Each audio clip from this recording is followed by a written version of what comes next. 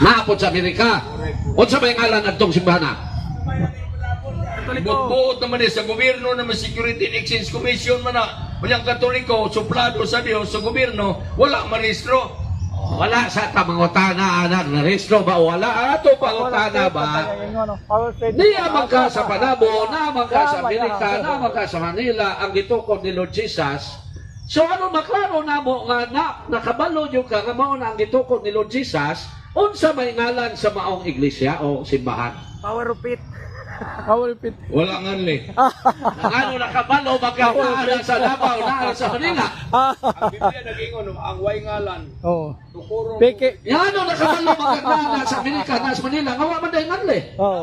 namay nagsunod sa namay katawan ni Kristo. Mo na to. Nya unsa may ngalan adtong katawan ni Kristo? Wala nga ni. Nya ano nakabalo magkakaana? Iglesia ni Kristo.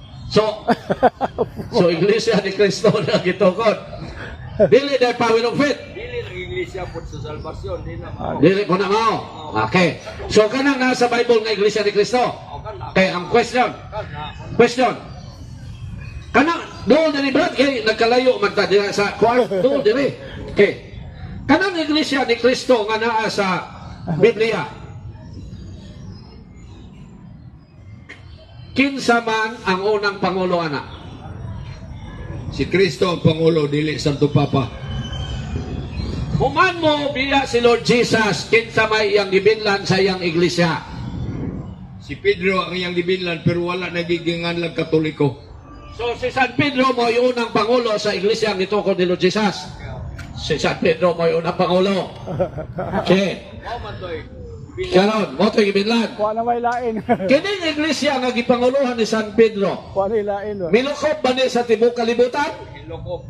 Sa kinat sila, unsa man ang nilukop? Mikaela. Unsa man ang sa kinat sila? Juan, Katoliko. Panda. Panda.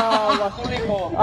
Tuwa na sa diksyonary, dili na mabasa sa Biblia. Wa may Katoliko sa Biblia. Na? Ug sa English pod Bible, wa po universal sa English Bible. Di man kagabasa. Kana nagpatakal ang pangatawan, kana nasigawas, wala kasabot. Wala universal sa English.